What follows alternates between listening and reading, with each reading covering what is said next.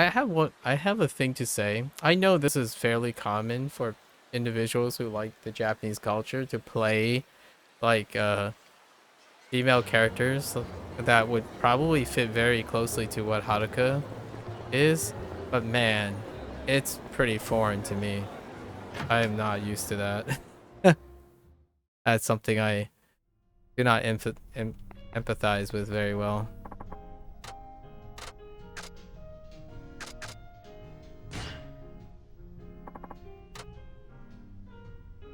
Oh, okay. So they don't actually know.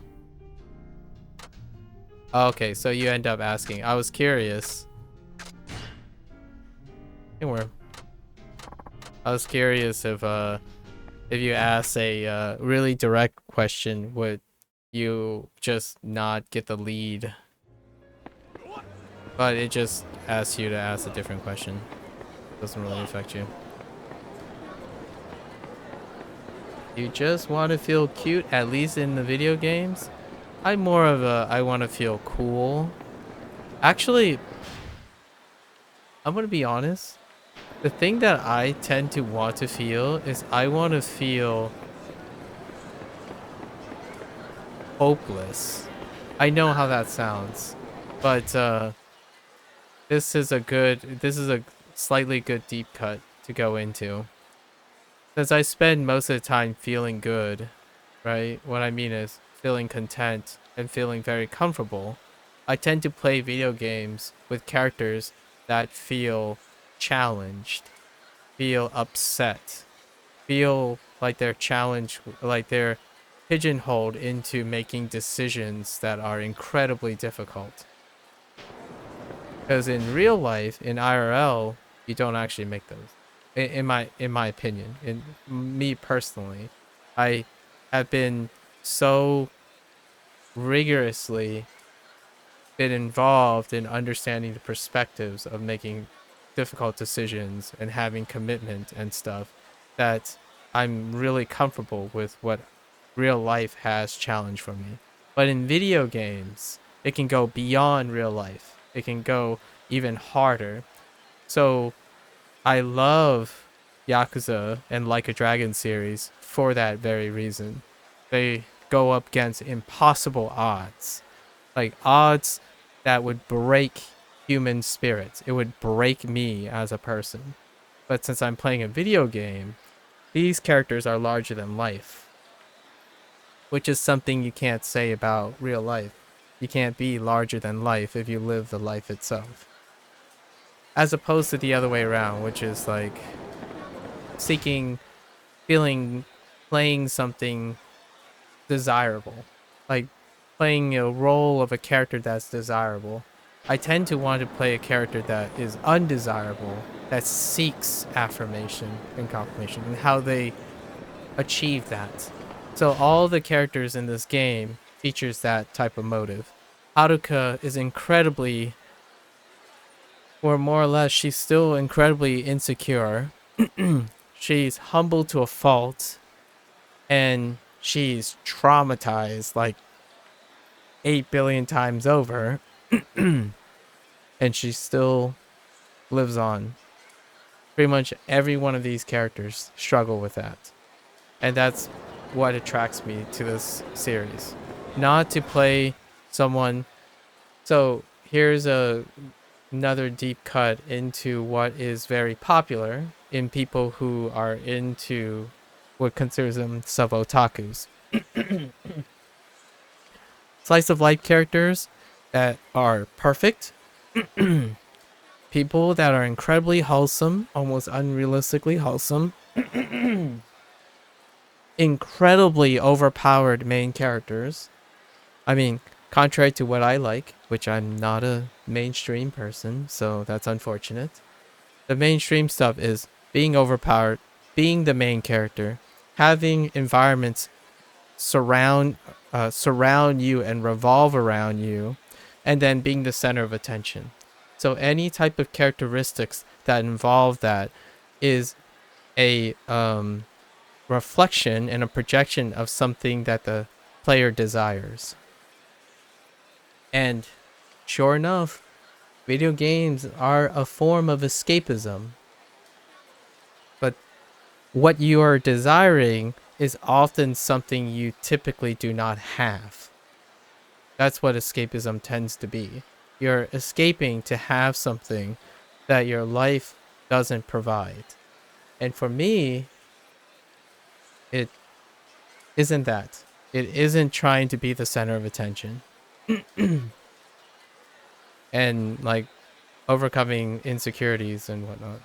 I kind of get that. I started to gravitate towards giving myself limited tools to work with in games that allow playstyle and create. I think that's similar to what, yeah, restrictions.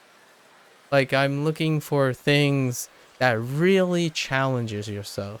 It takes away and it forces perspectives that you're not used to. Real life tends to be incredibly balanced. I understand that's not true. That's not how people feel. Like what I mean by, I didn't mean to use the word true. It is true that life is far more balanced than what we create. Like because we don't control a lot of things that balance itself out, right? But in video games, it can be entirely imbalanced. And that's what I want. For me, I want to escape to a world that is imbalanced, a character that is just so unfairly treated, but somehow you have to think out of the box and make that character successful. Not a game which I talked about this yesterday with Eric about Bethesda, like Bethesda games. It's great. Those games are great. Like they give you all the tools to be anything you want. But I do that in real life. I'm sorry. I mean, that sounds cliche, but a balanced thing where you're the main character, where you have to treat yourself like the main character, is real life, in my opinion. In a video game, I want to do. I can't shoot things, right? I might as well try it in a video game. I can't be great at basketball. I might as well do it in a video game. Understand why it's so hard for basketball players to be good at what they're doing, for example. I don't play basketball in real life. That's kind of the thing that I enjoy about video games. They place restrictions on you. I mean, the games that I enjoy, that I gravitate the most, are games that place restrictions on me. IRL feels very restrictive, but I think it's actually very conservative compared to the games I look forward to. Now, if you play video games to be empowered, that's a different story. Now life is more restrictive than the video game. You know, the perspective, the relative is what you're seeking. So if you're constantly seeking to be something you can't be in a video game, then real life will seem restrictive. Real life will constantly be in the negative. And unfortunately, it's not fair. Real life takes up more time than your hobby. So, and if you constantly want your hobby to take up more of your life, it's not sustainable. It doesn't work the other way. So, video games help me encounter problems that I wouldn't want to do in real life, but I want to see and learn from them. And that's kind of why Like a Dragon is so great. Organized crime, like how does that fill in? I'm not in organized crime. Like that's just it's an experience I can't have. If it's an experience I want, it's also not that great. Because then you're only restricted to what you can imagine. So if you go into a game with expectations of what you want, it can't go beyond what you know. And that's why sometimes I really love the idea of games that give you all the flexibility, like Minecraft for building, right? The creative space we were talking about in PSO2. But for me, I can't, it's not interesting for me to create something unless that creation is for interpersonal relationships. So I create things for other people, expecting them to also encourage to create something I can observe. Because it's just not that interesting, in my opinion, if it's everything I know. Everything I know, I already know. So I don't grow from that. I don't learn anything new. I don't have emotional things, emotional responses, because I know them. If I know I'm going to dislike this, then why would I do it in the first place? If I know I'm going to like this, well, I'm going to do it in the first place.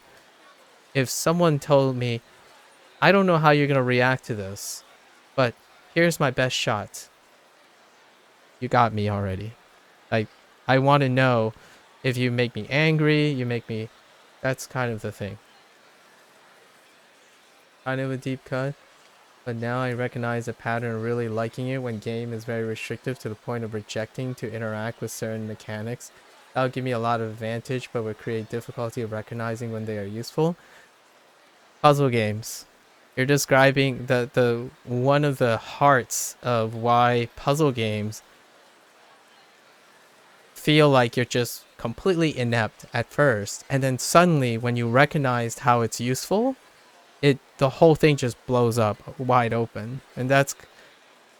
you get a lot of clicking moments, and that's kind of the idea.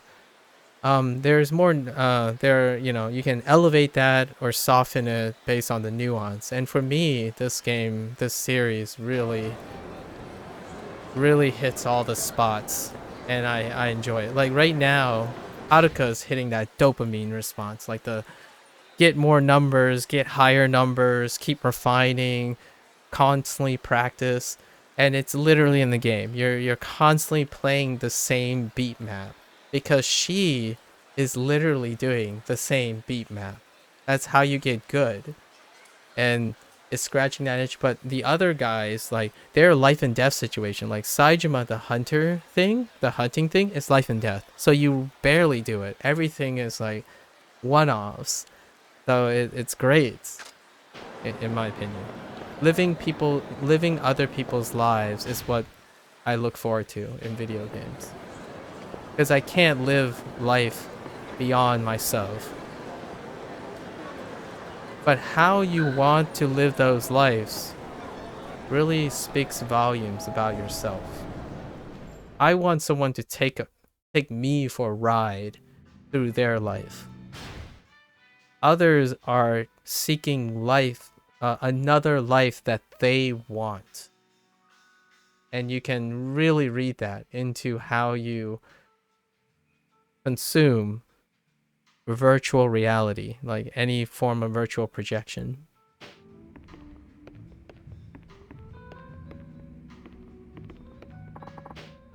Like, do I want to be like Haruka? Kind of nice being adored, you know? Like, but I'm not going to do it IRL. But it's good for her. Like, I talk about it in a way. Sometimes I would say I or we because I empathize with the character. But most of the time, I'm like, yes, Haruka. That's exactly, you know, like, Haruka is getting more fans. She's getting adored for her hard work. That kind of thing. Because it's her story. It's technically the developer who wrote her story. And I can extract whatever I want from Haruka's life to add to my own if I find inspiration. But I'm usually very separated from projecting myself into a game. And that's what the role-playing experience is. The role-playing experience is you suspending yourself and going into the mindset of another character. And then when you're done with that experience, you can learn what you can do with that character into your own life. And keeping them separate allows you to digest that. So you're always constantly thinking now then, how do I just played this game. How do I take some of those mechanics and give me advantage in whatever I'm doing? You know, like the stuff. So when you start doing that more often, in my opinion, your learning process becomes more and more efficient. You start thinking and picking out stuff. So then when you go watch a YouTube video or you go watch someone give a 10-hour essay on explaining the plot of Like a Dragon, you're doing it simultaneously. You're thinking about how you would present an essay on Like a Dragon and how this person presents an essay, and you start being able to pick things that you want out. If you're constantly projecting yourself, you're not reflecting on what you're digesting. You're reflecting on what you want to see only. And those are the only things you already know most of the time. So you don't actually extract too much from it outside of feeling better. Like, if you are insecure, this is why insecurity can be a block to people's growth. Because it's difficult when someone's very insecure to not want to focus on combating that insecurity, and it's really tough. And I'm only speaking in a way from the perspective of someone who's far more secure. So we're making the assumption that if you are secure enough to have this perspective, and realizing that and talking about these things help one realize where they are, becoming self-aware of where they are. Are you insecure because you don't want to play a character that is something you don't desire? For example, that's a great question. For me, I love role-playing games, and we're not talking about RPG games like FromSoft. I love playing role-playing games that have roles you play because I'm secure about myself that I would love to see other people's characters. I don't want to see my character, my desires being projected into a character. I don't want to play the way I want to play most of the time. And Like a Dragon does this great because, let's just say, there are things, I would say 90% of the time, it makes you feel like, well, I can't do that. What does the game offer me that I can use, right? So it's restrictive enough, but at the same time, it's flexible that you can exploit. I like the word is often used negatively, but you learn to exploit the game because you yourself have a real world skill. You have a skill that goes beyond the game. You learn that there are boss loops, things that the characters themselves have no knowledge of, right? So that's kind of like the extraness. But since the games are so simplified enough, you can only jank, you can only abuse and exploit to your satisfaction enough to be successful, but not enough to break the game, which is kind of where the balancing act is. I like games being overly simplified enough that I can't get away with what I want to do. Like, I can't be lazy, basically. As in, if a game always offers all the tools, I'm going to use the most efficient way of solving it, right? Like, I'm going to go back to my pattern of practicing and refining the tools they gave me. But if those tools don't exist, then I have to come up with new methods. And that's my favorite part about video games. It's my favorite part about school, about learning in general. They take that away from you and you do it. And the nice thing about video games is there's no consequence. Like, you lose time, sure. You might feel bad. Those are the consequences. But it doesn't, cause you to lose your job, cause you to fall into an unhealthy cycle of depression. There are a lot of things that games offer the opportunity for you to explore how uncomfortable you can be. And for me, I seek that. because I spend most of the time saying, yeah, I know what this is. I know. Like, when the stream goes off, when the video games goes off, what do I do most of the time? Well, I help people with things I know how to do. I, you know, sort out bills, do budgeting, solve people's questions. That stuff is an affirmation. Like, I have enough affirmation in my life to know that I'm valuable. I'm valuable to people. So then when I get into a video game, that's my opportunity to be foolish, right? To be wasteful, to be a papega, like to be inept, because it's the playground for you to explore everything you're terrible at.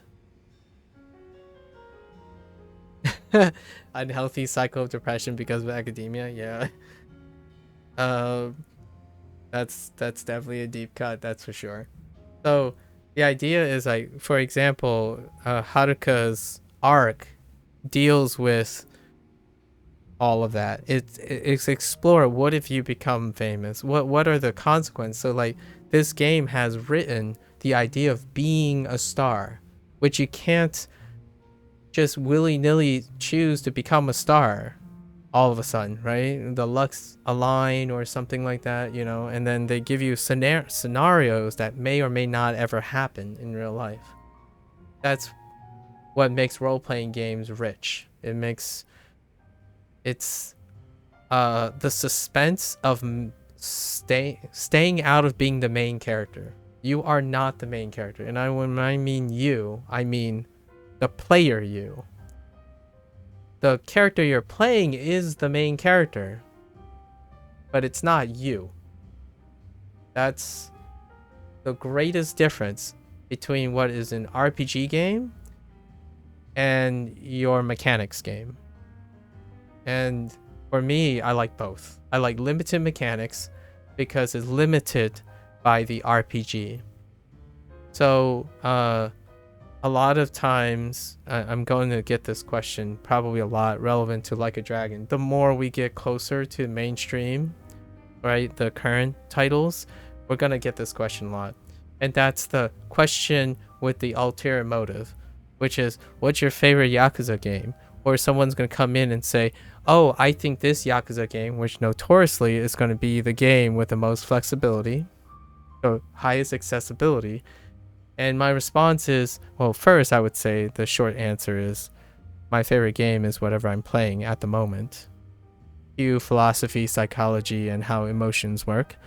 However, if I were to pick something that resonates with me, is I would pick the very game that was the most restrictive, most thematically role-played, and not for the sacrificing the sake of mechanics for theme. And that would be probably Yakuza 5. I haven't finished it, so I'm still digesting this game and its restrictions. But it is not Yakuza 0. But I do like Yakuza 0 for the very reason most people, I would say the vast majority of people would say they like it. And that's not because of the style system. The style system is exactly what makes Kiryu and Majima uninteresting. Like, mechanically. It made them felt like they can do everything. And that made them less interesting as a character.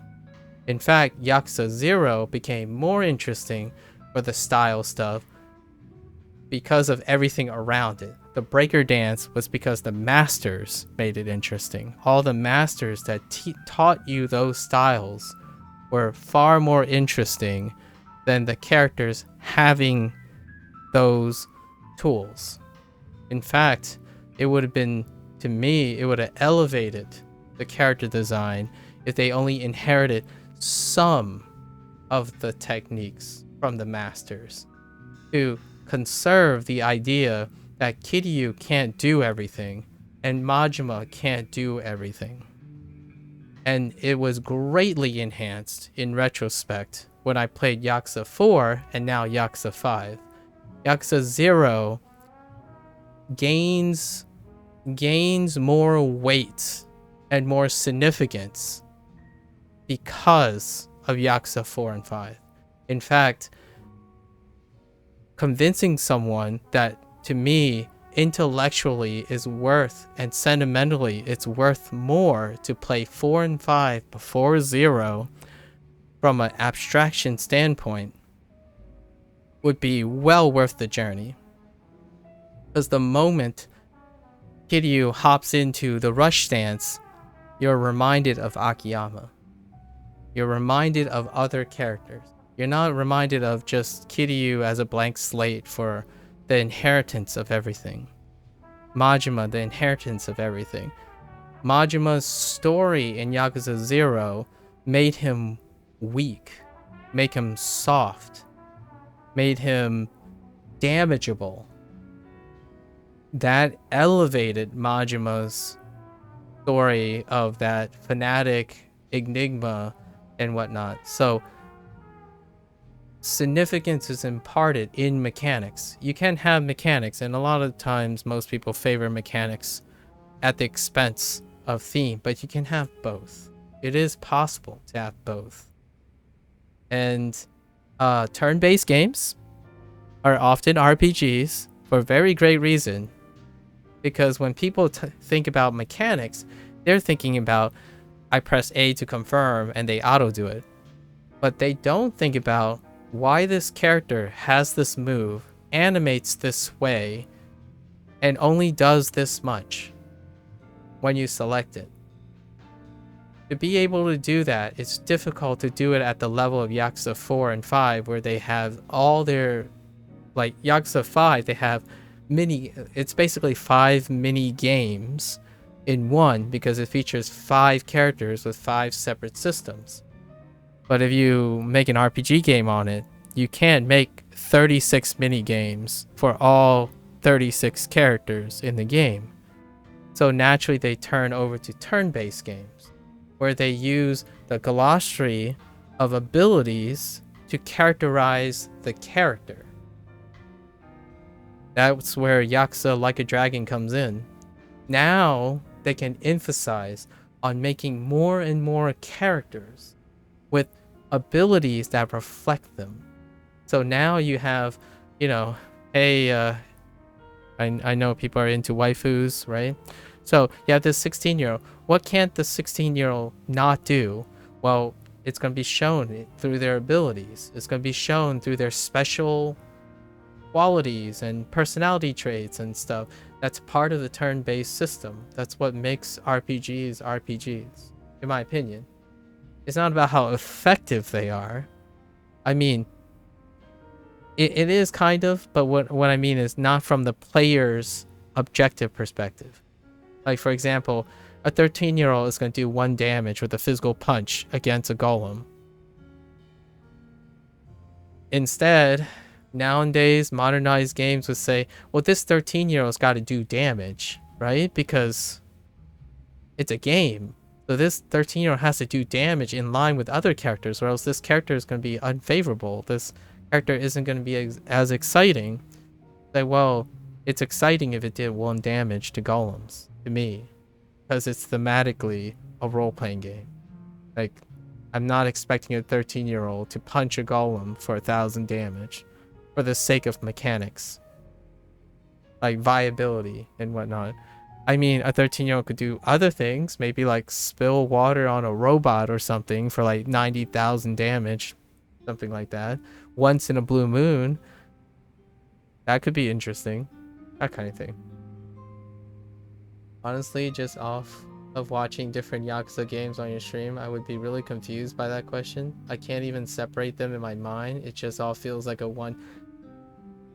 Yeah, so here's the deep cut, right? I got asked this 3 times now. Like,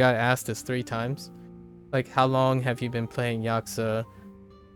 Is this your first Yakuza game? We'll lump them together. Or what's your favorite Yakuza game so far? The answer is the latest. Because Yakuza games are a legacy game. It's like your real life. What is your favorite moment in your real life? The current moment. because you are the summation of all your experiences before now. You cannot be the you now reflecting if you decide to pick an earlier point in life. You are the best version of yourself at the very moment you are.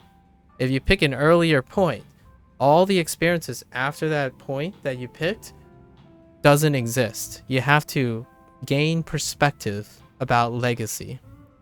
If you said, oh, I wish I was young again, you have just lost all the experiences up to the point that you decided you wish you were young again. You can no longer make that decision because you have none of the experiences between where you thought you wanted to be young again and now. And that's like Yakuza. You're living the character's life, right?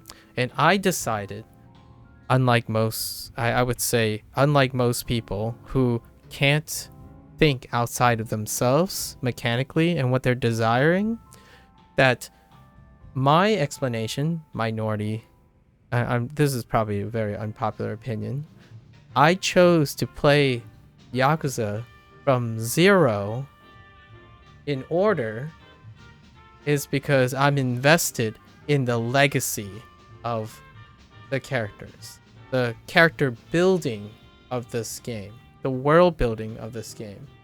Not because Yakuza 0 is like the best game and it's what saved the series, and then 1 and 2 are newer, and then you don't want to play 3 or 4 because it's older and it looks like it's a PlayStation 2 game. That's thinking about yourself. And that's fair. It's very fair. You like what you like, right? If it makes you happy, that's great.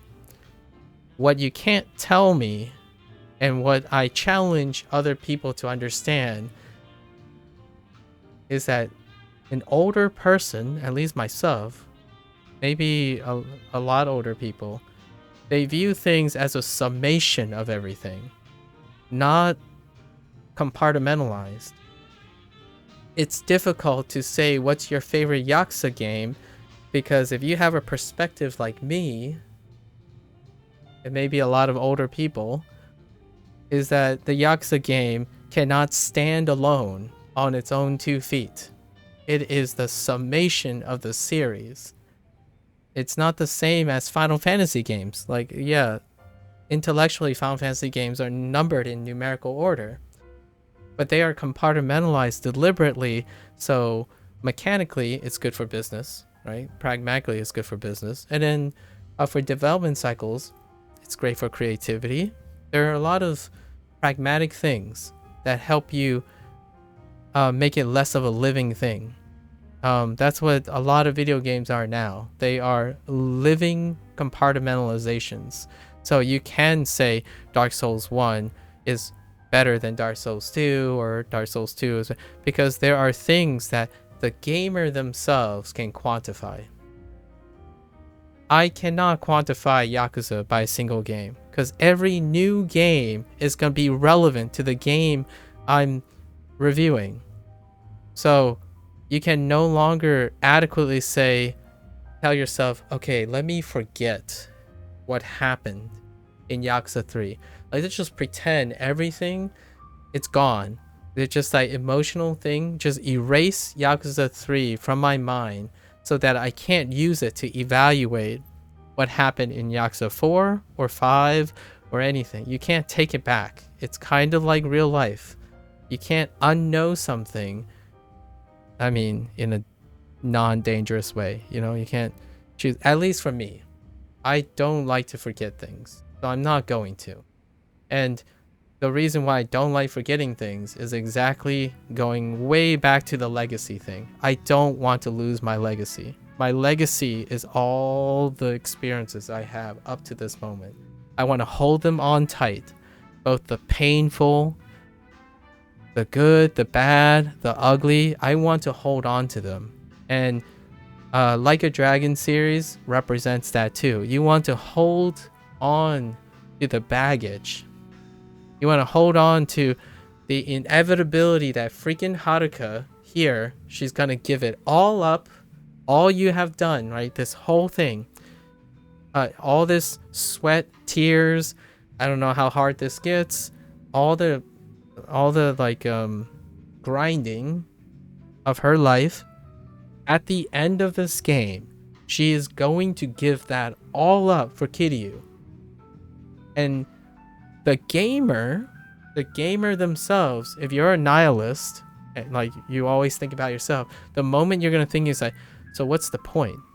Why did Haruka do all that if she was just gonna give it up? It feels like I just wasted my time. It's like, yeah, you feel like you wasted your time. But what does it mean to Haruka?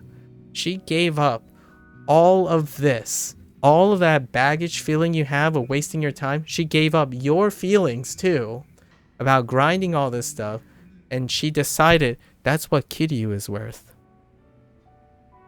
Does that not just make that the greatest thing Haruka could ever give as a fictional character? She gave all that up. She even gave up your frustrations as a player, your grinding as a player, to do that, right? You didn't break the fourth wall like a player and say, oh yeah, Haruka's ungrateful. Like, all these people helped her, Parks died for her, and she decided, nah, I don't want to be an idol because I want to be with Kiryu. And then in Yakuza 6, sorry, a little bit of a spoiler, because we finished MSQ on 6. Haruka then benefits not from that either. The literal next thing she does that, to the player's knowledge, is that she abandons Kiryu. Because Kiryu goes to prison. So not only did she give up everything she did that you do as a player in Yakuza 5 sentimentally for Kiryu, the very next thing the player knows is they separate. And then nothing happens. And that's great. That's awesome. Because that's what happens in life. And what do they do at the end? Haruka still loves Kiryu. Right? They go through all that. And to see that character, to see those characters just say, like that one scene in Yakuza 6 when Kiryu walks into the hospital and say, the first thing I wanted to tell you, Haruka, was to lecture your ears off, like talk your ears off of how irresponsible and reckless you are. But all he did was express like, there's just too much. But now, after seeing you in your hospital bed, all I want to say is I'm glad you're alive. I mean, those aren't the words. It was a lot more nuanced than that. But that's kind of what life is like. That's how legacy works. And this game is all about legacy. Like, it's...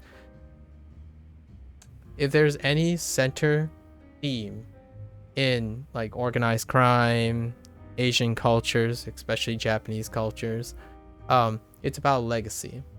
Father, son, you know, mother to daughter, it's about legacy. So it's a continuum. And to me,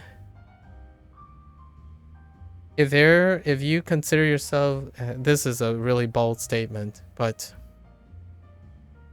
I would be incredibly impressed and incredibly willing to be friends with someone who think they love Yakuza, like a Dragon series, and actually truly understand the themes in this game. Because when you tell me that your favorite game is Yakuza 0 because it feels good to play, you have not understood or digest 90% of the intent of the game. You have only experienced a small portion of the game, and it's only from the perspective of basically nothing the game represents. Like, the game, the battle, like the violence and stuff, the game is trying to communicate that violence leads to terrible things that happen to people. But like, that's the theme. So if you're telling me this is your favorite game and you couldn't even appreciate some of those themes, it's inherently telling me that you don't understand this game series at all. In a really crude way. But it's not to say you're not entitled to them, or you're not enjoying them, or you don't love them. I'm not saying you can't love the game without understanding the game. we love many things without understanding them. You know what I mean? Like, it's great to love things unconditionally, but it would be very intellectually stimulating if it was in addition to that. So not only do you love something, you can love something from understanding it. And to me, this is one of the rare cases where I hope if I ever get the opportunity to talk to like a developer at RGG or a really big buff, like a popular, I don't know who the representative person who likes Like a Dragon stuff, like who the sponsor face is, but they would be talking in a sense that reflects the game, like reflects what the theme of the game is. The theme is not to have a favorite. Like, it is the game. I want the game to truly, this is like one of my beliefs, right? I have no way of confirming it because I'm not popular enough to sample enough people. But if you like this game, you self-select yourself into being unable to select a favorite. Is what I'm saying. This game teaches, if you're willing, teaches life lessons that can only be appealing, that generally appealing to someone who can't choose favorites. So if you're loving to watch people play Yakuza games, you are naturally going to gravitate towards, you know, they're all about the same. Like, what I mean by that is not same as in they all feel boring and done over. It's just they kind of just all blur together. Because what is more elegant and meaningful about a game, about living world building and characters, is that's a compliment. It's supposed to blur together. Life blurs together. Like, let me ask you, when you were grinding your skills, do you remember what happened on like the 32nd day of you practicing? Or 67th day? Or 113th day of like day 2000? You don't. But you can feel it. You can intuit it. And I think this game captured it. It didn't do the thing where, man, we need to include hype mini games. We need to throw out Mahjong because people just don't care about Mahjong. We need to throw out Shogi because this day and age, people don't play Shogi. No, it's a period piece. And I love it for that. If you don't want to play as a player, don't play it as a player. But it because things aren't being played and things are being complained about, RGG did not stop doing it. And that's so great. It's so brave. It's gonna hurt them lucratively. But I really do hope that when I get closer and closer to the modern titles, they didn't just continuously say this feature or this minigame is not popular, so we're gonna stop making it. They continue to unapologetically make things that are relevant to the characters. Fishing is relevant, right? Lots of people say things like, this fishing game is hard and whatnot. It's like, why do they even include this stuff? I don't like this stuff. It's like, well, yeah, but you know, people don't like reckless driving, but there's still reckless drivers in the world. So a game about building the world is going to have things you don't like. It's gonna have things you do like. It's gonna have, actually, even better than this, which sometimes it does it, and it's very meaningful. When one of the characters refuse to do something because it's out of character. Like Saejima, when he was coming back in Yakuza 4, and he said, "Nah, I'm not a singer," and I just get denied of karaoke-ken. like going to the karaoke again, that is choice. Like, I'm not even upset. Like, well, I'm disappointed, right? I get that feeling of disappointment, but then I think, yeah, I get it. Or he didn't go to a cabaret club because, well, he's Saijima. But then Yakuza 5, as a part of his character, when he's got reacclimated again, he did go to a karaoke ken. And he did go and talk to a hostess. But it was in a context that introduced him to a hostess through a friend. And that's just clever writing, in my opinion. That's a great consideration for the character, not the player, not the person that is eventually going to play that character. They're building a world and not sacrificing convenience. There's a limit to that, because I wouldn't want this game to be entirely realistic, right? I don't want to have to eat and go to the bathroom just because we do that. So it's skirting between two things. Hyperrealism is it's not my thing, but the teaching life lessons is great when it takes the consequences away from you, and you can learn that in a game. A game is transformative, in my opinion. If your game can inspire someone to find happiness in their lives, that is absolutely boss. Like, that's the GOAT. And to me, that's what Game of the Year really stands for, creatively. And I get it. Great. Technological marvel. It plays well. It's very popular. Mechanics, main trend. You get Game of the Year. I accept that. Absolutely. But to me, what Game of the Years are they have to be able to transform the player. They have to do something that you can't do in other things. A game has to be able to do something a movie can't, a book can't. And before people go and say, well, you know, FromSoft got Game of the Year because you can do it. They did something what movie can't say. But I'm going even more than that. Even more. Like, a GOAT would have to be able to move a character, move a player. Like, get them to want to say sorry to someone they wronged, or get them to turn their life anew, or look at something differently.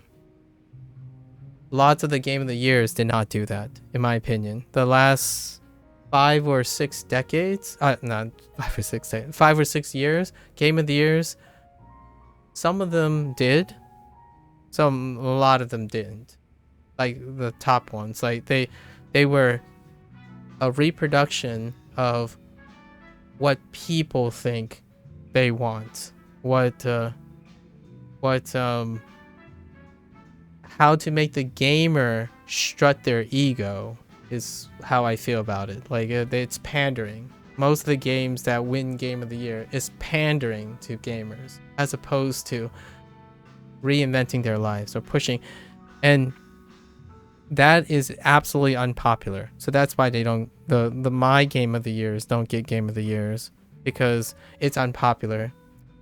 I'm argumentative. I'm controversial when it comes to that type of thing. I want a game that forces me to do something that changes my life.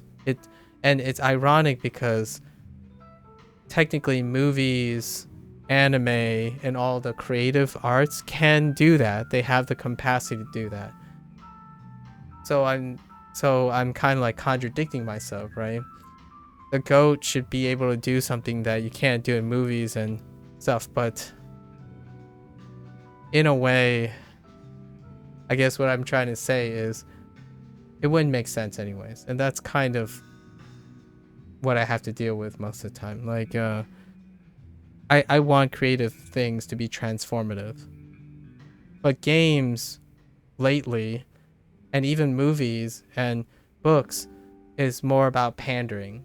They tell you what you want to hear. They give you what you want to play. They give you what you want to see, and that makes business go around. It produces a lot of money, and that's great. That means it's a win-win for both parties, and that's what makes it very efficient. That's what makes the thing that I say very true. Games pander to players, and players pay for those games. It's a win-win situation. That's why they get Game of the Year, in my opinion. And that's great. It works because it feels like a win-win for both sides. But what happens when it breaks apart? Who loses? Both sides loses too, as well. And they lose in a glorious fashion, because if the game developers are pandering to players and the players are dictating what the games are, the solution when something goes wrong is not within the developer or the gamers. Like, the solution's not there. They can't possibly think outside the box anymore. Because if the developers are constantly struggling to meet the expectations of gamers, and the gamers don't actually know what they want anymore, but they continue to say what they want, they will continuously disappoint themselves. Developers will continually disappoint the gamers, and it's a cycle of just poor feedback. All games run buggy. All games don't feel the same anymore. All games are boring. It's because you're only thinking about yourself. Like, you're dictating what you want. Things that are boring is the things that you've been doing for a really, really long time. And the business system is reinforcing that. So to make money is to produce the same things that you keep saying you like. But honestly, that's not how psychology works with sensitizing to fun and stuff. You have to get out of your comfort zone in order to appreciate what you found was fun in the first place.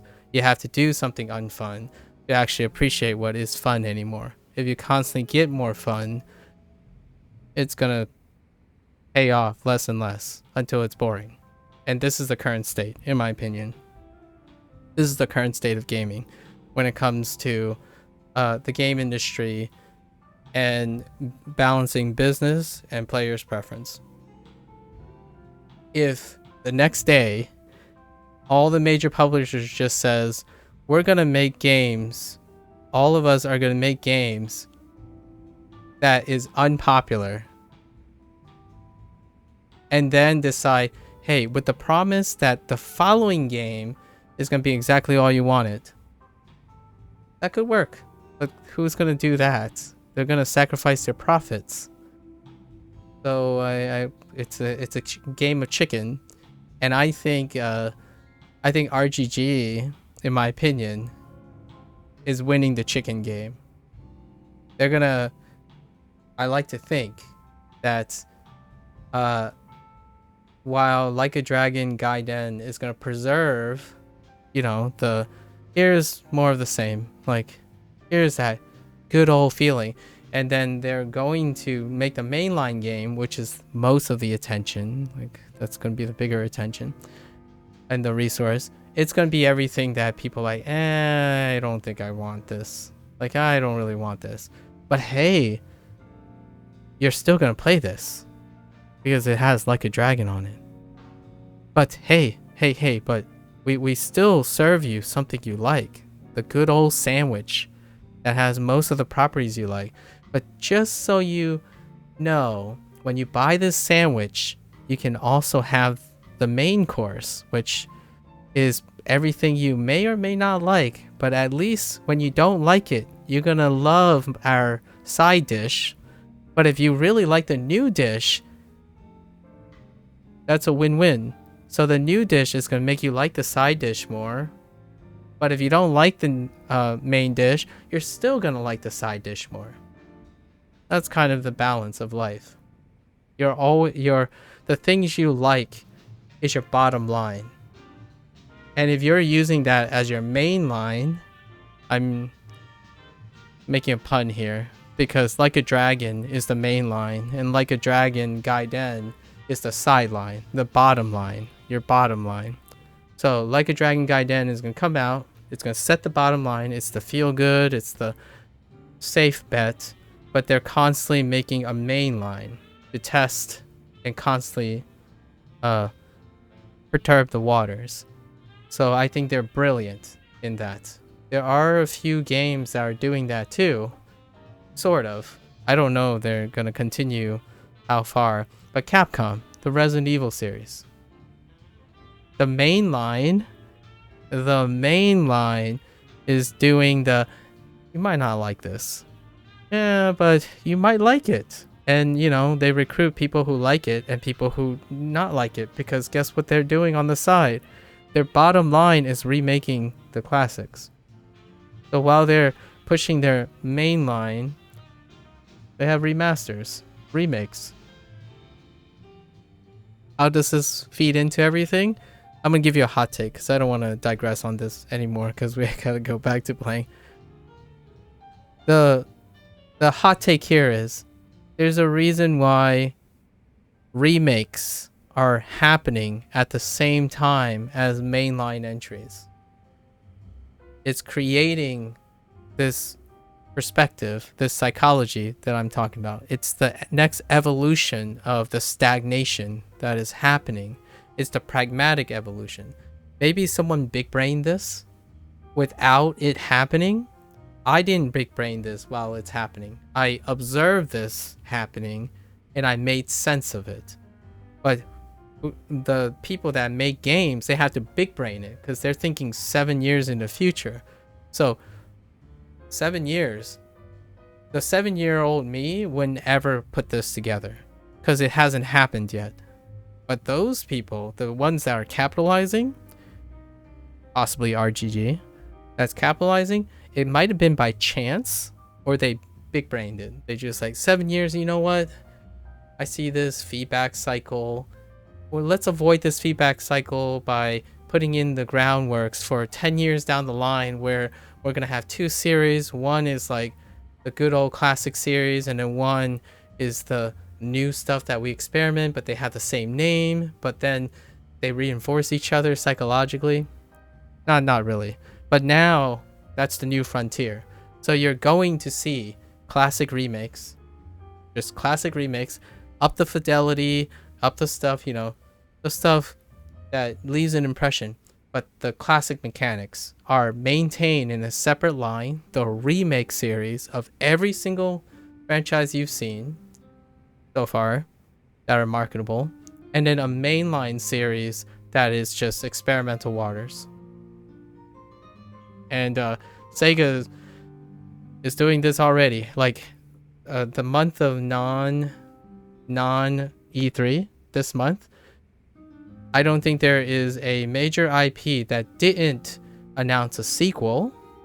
The mainline IPs announce a sequel, and then either a teaser or a plan to revitalize and remake a Bottomline. I'm gonna call them Bottomlines because that's more appropriate, as opposed to sidelines. Sidelines would suggest that they're lesser than the main lines, but it's more like the bottom line, as in the guarantees.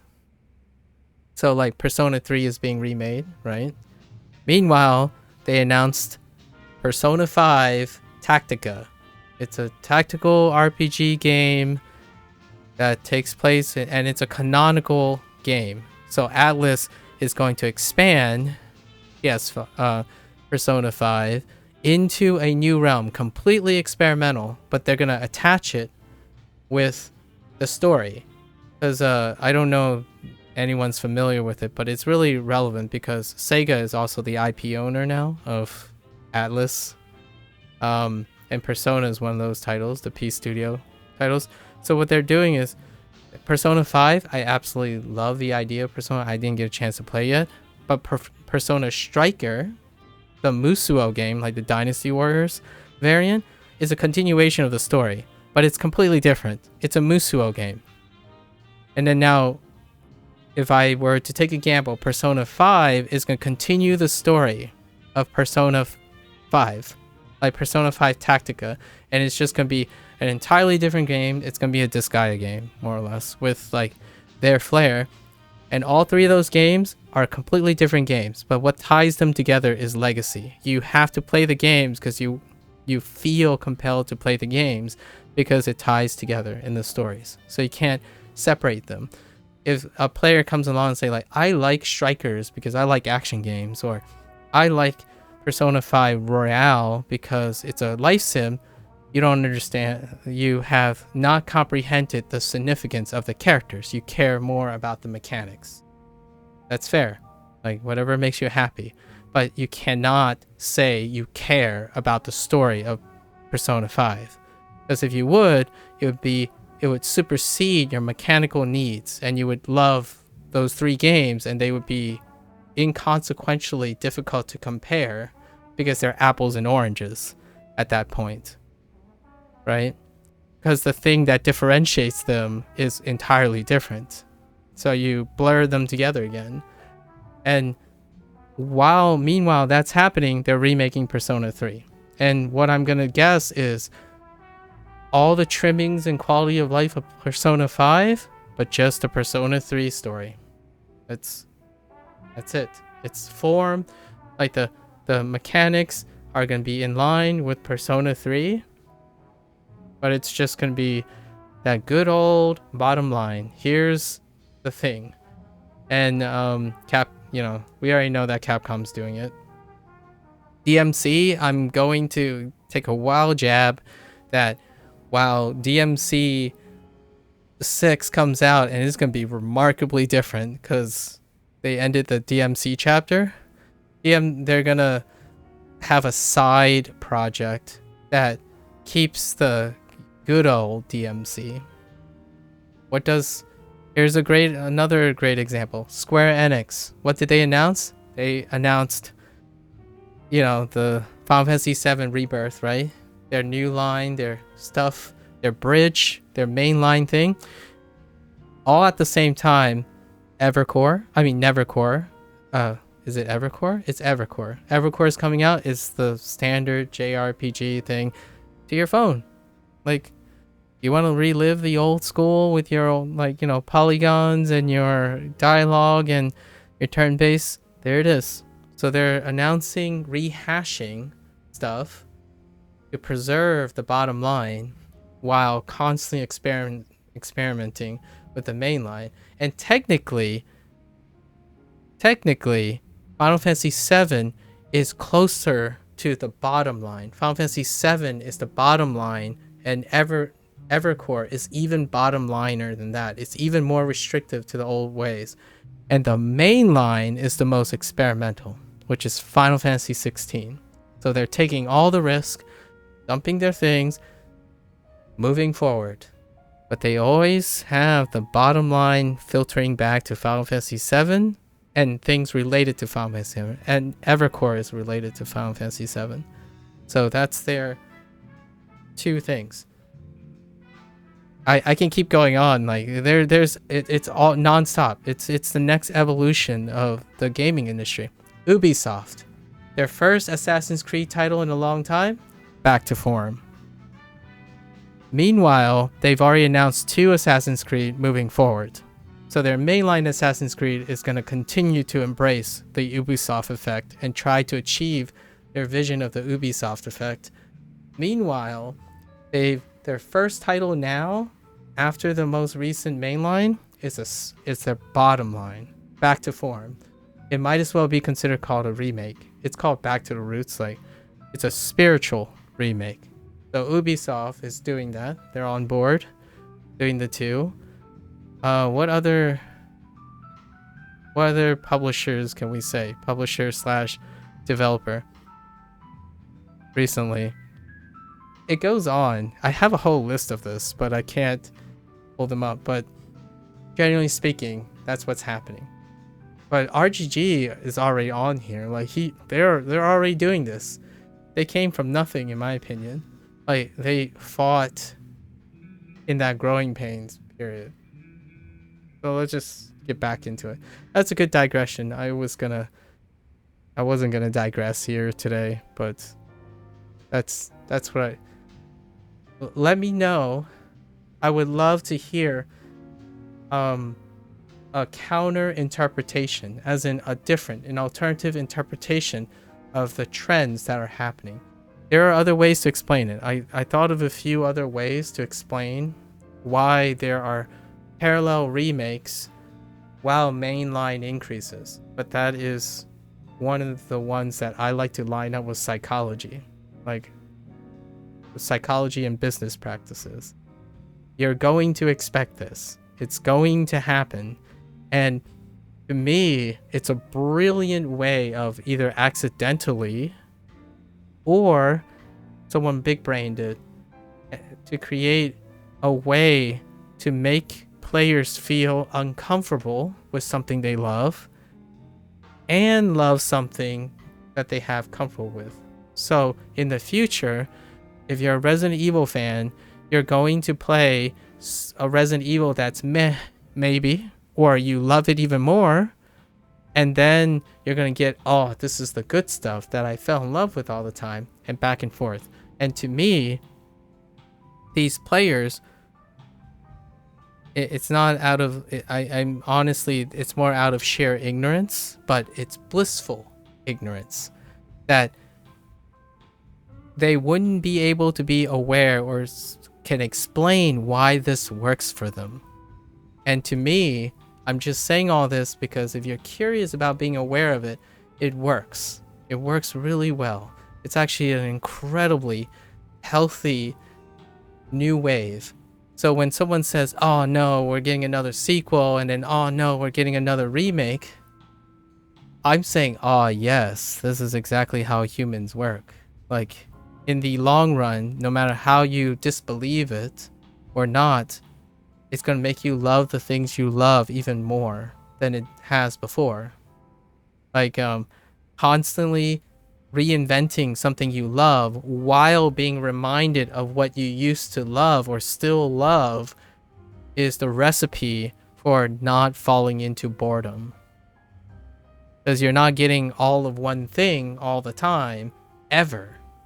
But sentimentally, they're connected. I mean, like, intellectually, they're connected.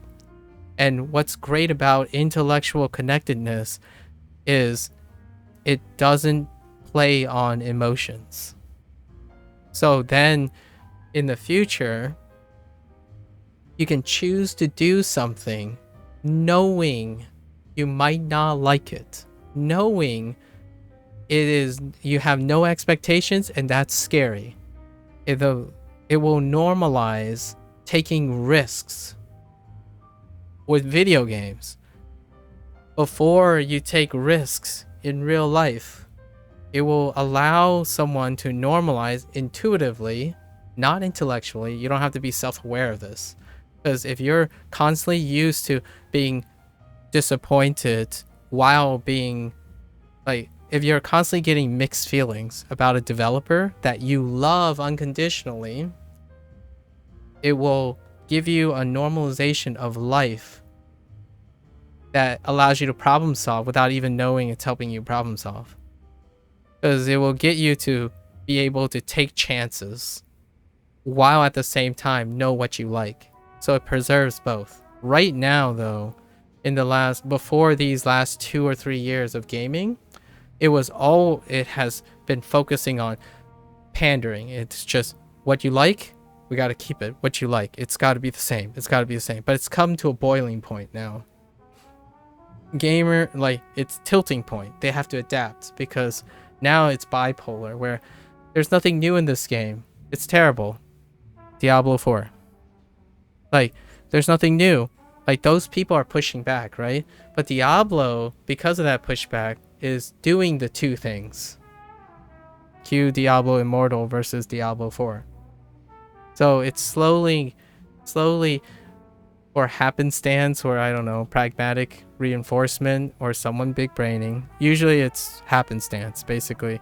The challenges, the solution came intuitively, where you must maintain your bottom line and also experiment with the main line. And it pleases developers because developers want to be creative with something while at the same time have a project they work on that's consistent. as opposed to constantly making sequels of the same thing. Like, oh, this made money, let's make the same game again. Let's make the same game until it can't make any more money.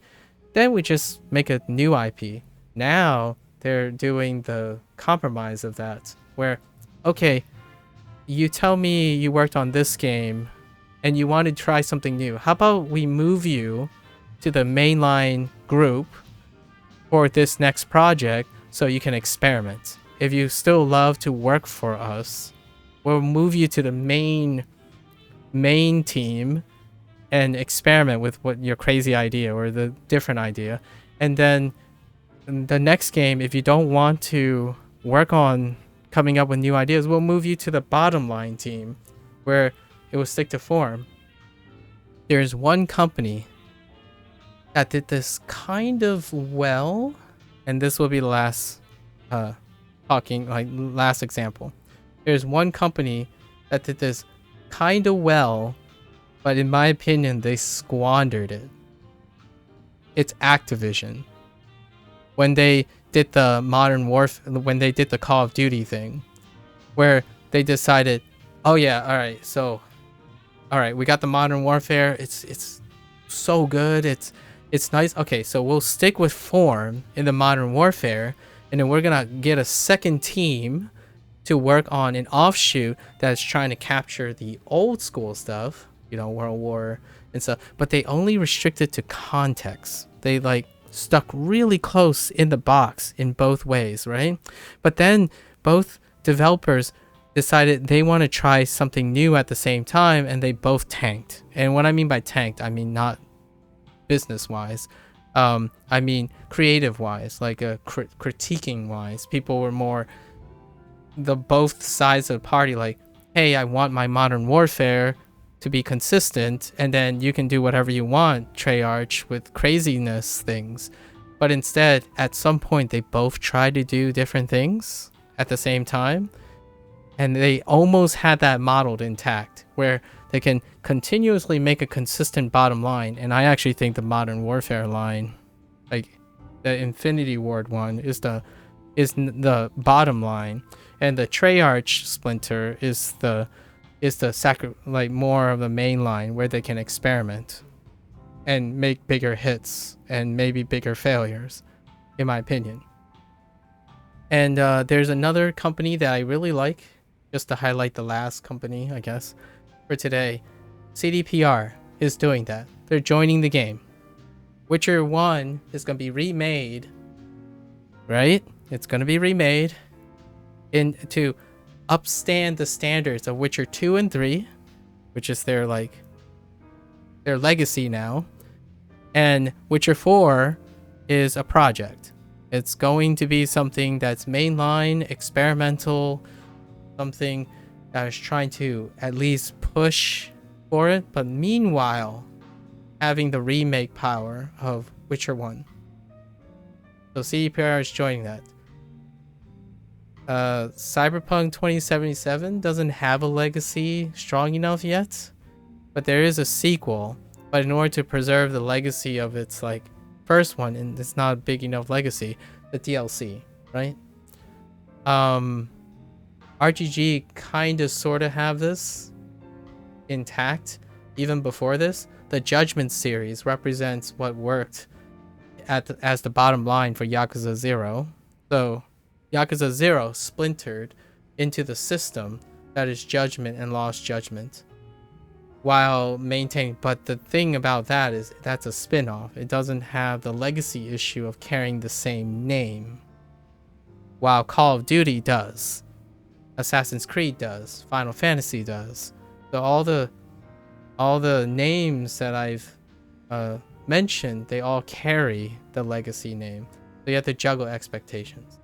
That's just me. So for better or for worse, I think in another 3 or 4 years, players are going to ultimately probably not intellectually understand, but intuitively become overall more satisfied players. There are going to be a resurgence in pre-orders of mainline games. Call it a hot take or maybe a gamble, and I could be way wrong. Just far off, and that'd be interesting too. If I'm way off, that's amazing because something else happened. But mainline games will surge in pre-orders because they've been dipping hard since typically mainline games are the bottom line games. They're the ones that have to pander to players, but that's not where developers are going. So they're going to increase because faith in experimentation is going to go up, but the bottom line games are going to be the most steady form of income. They're going to be a competition for live service games.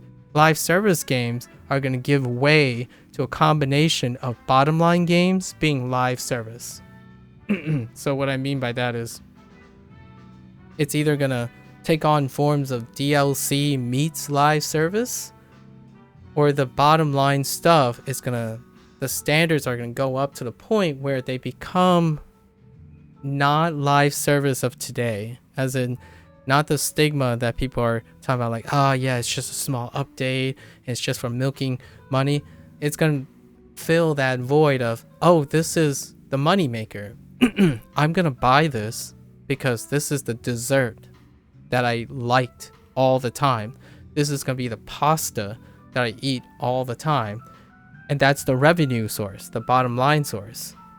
But the main projects are going to have a resurgence in faith, and they're going to make money too, instead of always losing money. Because right now, I would say it's like a 60-40, like 60% of the time, the companies are at risk of losing money on mainline.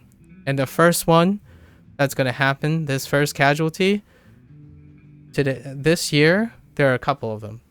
Forspoken, Callisto Protocol, I don't know if that's this year. Starfield is going to be one. That's my hot take. Starfield is going to fall. It's going to be a rough growing pains for Starfield.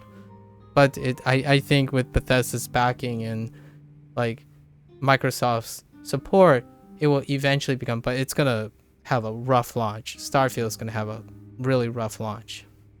D4 struggled, right?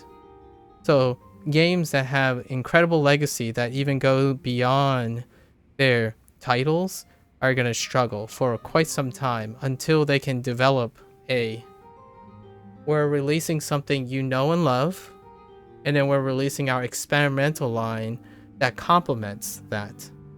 So the psychology of consumerism is going to shift at some time. I think the paradigm shift is going to be like 4 or 5 years when this become foreseeably very synonymous. Capcom is on board. Capcom is doing this like a boss with all their IPs.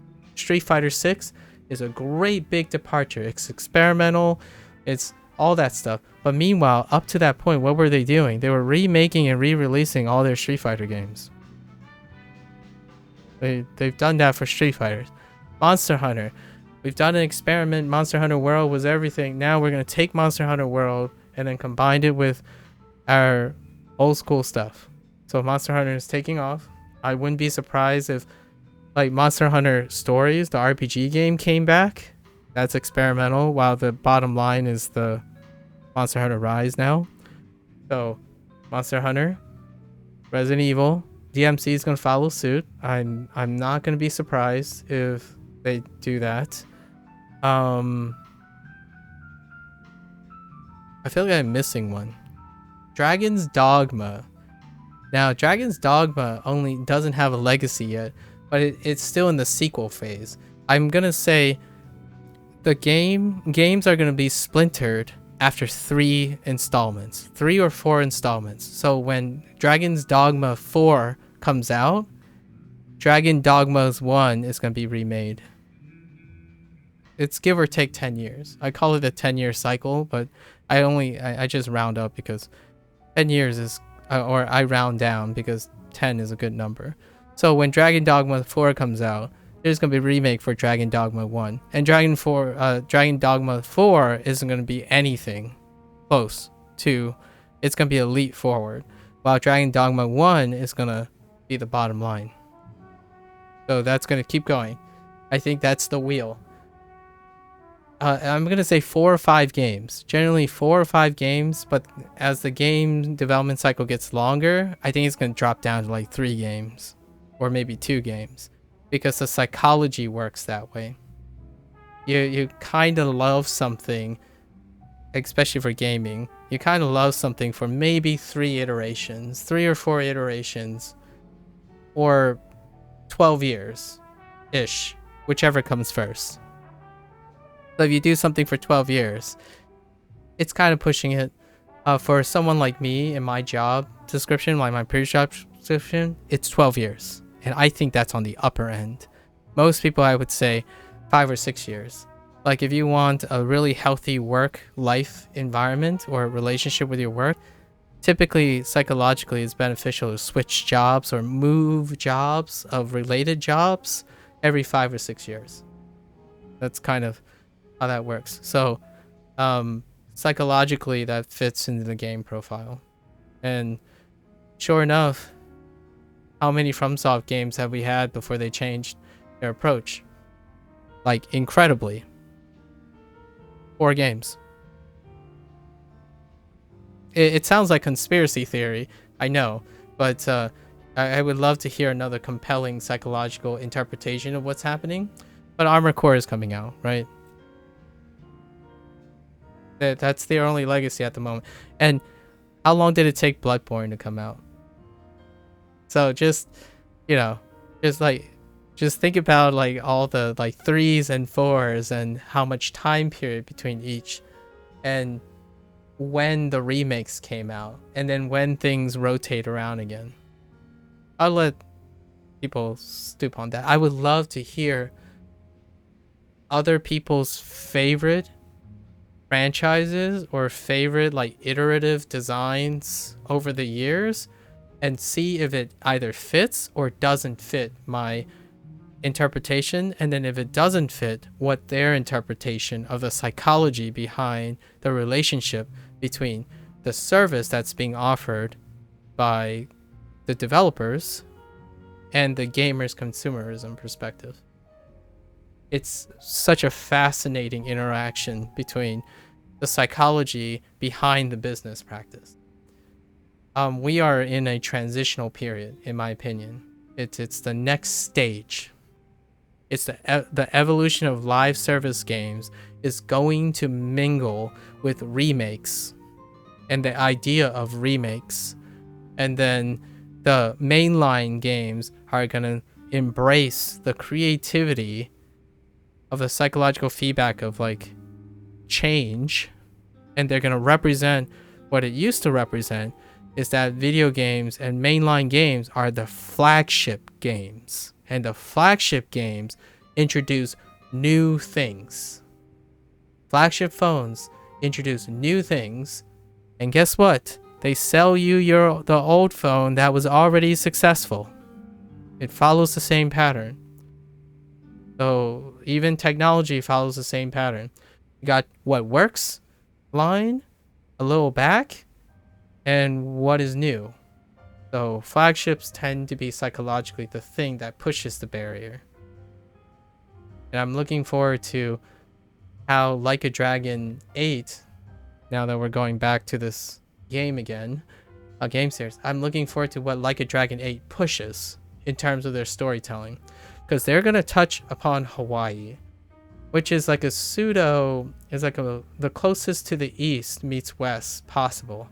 And they're in uncharted territories now. They're going to have a reflection of the American culture, but not really. It's going to be like the American island culture. It's going to be like Okinawa is to Tokyo, as Hawaii is to New York City. And who knows? The next one might be, we're going to go further east and hit California, and then finally hit New York City or something. But they're taking steps towards that. Hawaii is really like the Okinawa of Japan, in my opinion, or maybe even the Hokkaido of Japan.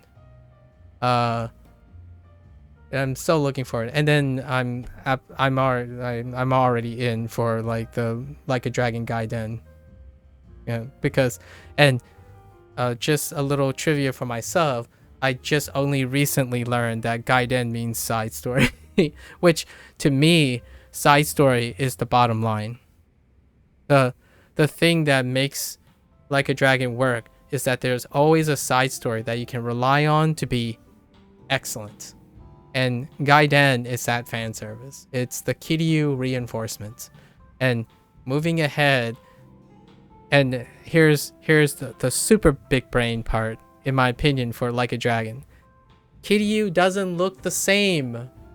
His hair changed for Like a Dragon 8. If that's not symbolic enough for a mainline to have to constantly push for differences, Kiryu's hair is gone. It's been maintained. It's still maintained in Like a Dragon Gaiden. And I have a feeling they're just gonna explain it somehow. But Kiryu had the same hairstyle for soon to be 8 games. But the mainline game changed his hairstyle. And that's brilliant. It might be a coincidence. All this stuff... Oh, well, I'm not going to say it's a coincidence. I'm going to say it's the natural order of funneling. Basically, like, the human condition is so strong that given all our obstacles and stuff, we still behave in a predictable manner. In a predictable manner that's elegant, consistent, and really just fun when you see it. Like, when you see the pattern, I mean, humans are good at looking for patterns, right? Inherently, because I almost, it's like a chicken or the egg thing. Humans are good at looking for patterns because they often behave in patterns, in my opinion. So which came first? Is it the idea that we are good at looking for patterns because we behave in a cyclic manner in general? Or is it the other way around, where the cyclic general, because how cyclic we are, and we live in the Anthropocene, which is a world shaped by humans, that's why we got a lot of practice in looking for patterns, because there are a lot of patterns, because most things are human influenced? You never know. It's a philosophical question. But what it is true is humans are very adept at looking for patterns, and I see a pattern. But because I'm talking about humans, we are habitually cyclic creatures. We find things new, very provocative, and when we love it to the point it's bored, then we look for the next thing. And then once we look for the next thing, the thing that we used to love becomes new again. Because we only live so long. And our memory only stores so much emotional knowledge. So it goes super back to my digression that my favorite experiences and my favorite game is the current thing I'm playing. Because for me personally, this might sound a little narcissistic, excuse me, I am aware of how emotional memories work. At least for myself. I cannot remember what it's like to feel something that I am not reminding myself every day. So for example, if you want your FromSoft game to feel so good again, stop playing the game for a while. You will learn to distance yourself from it. And then you come back and it's great because you no longer remember it. But if you're constantly reminded of everything, of the thing over and over again, it becomes dull. It starts losing its shine. It's not to say that you should boycott FromSoft. I'm not saying that, because FromSoft is developing in a way that will meet that human condition. They're releasing Armored Core, and then Armored Core will produce the break from the honeymoon period. Elden Ring, like, if we were talking about like peak sentimentalism, it's getting close to the dip. Armored Core is gonna create space and then revisit space. So to me, it's so brilliant. I think the executives or whoever is calling the shots on release nailed it for FromSoft. They will not hit the period. where it's just too boring. Where like we just had too much. We're gonna stop that for a little bit. Let's do something else. Unfortunately, other teams didn't do so hot because they didn't take the risk. Wolong, for example, tried to differentiate itself, right, from Neo, because the development period has eclipse there. So there are growing pains to figuring out how to get this to work. But the train will work eventually, in my opinion. It works so well with psychology. I don't know how long I was over. I think that was like an hour and a half. My bad. All right, let's go back. Anyways, it's so relevant to Like a Dragon. And I'm so excited. I'm so excited to play the other games because I want to know if I'm spot on or not. And if I'm not spot on, it's even more interesting. If I'm spot on, it puts a smile on my face when I get it or I nail it. But in my mind, not nailing it means I need to learn something else. So it's a win-win for me. If you ever get into that mindset, trust me, you're gonna just gonna have to take it for my word. If you're ever in my mindset, it's always a great experience. It's always a rewarding experience. A rewarding experience can be bad and good, but it's always gonna be a rewarding experience. It's not about being right or wrong. It's about testing yourself and seeing how off or how on you are, and then constantly learning. Like if I learn something, right? If I'm spot on, I will continue to see how I can be more spot on, or like how can I add more to it. It's not like I'm right and there's nothing else to learn anymore because I'm right. But when I'm wrong, there's even more things I can learn. It means I definitely have something to learn. And that's what I get up every day for. That's why I stream. That's why I stopped playing Yakuza 5 for the last hour and a half to 2 hours, right? That's it. That's how you get the net positive lifestyle that I've been talking about quite a lot.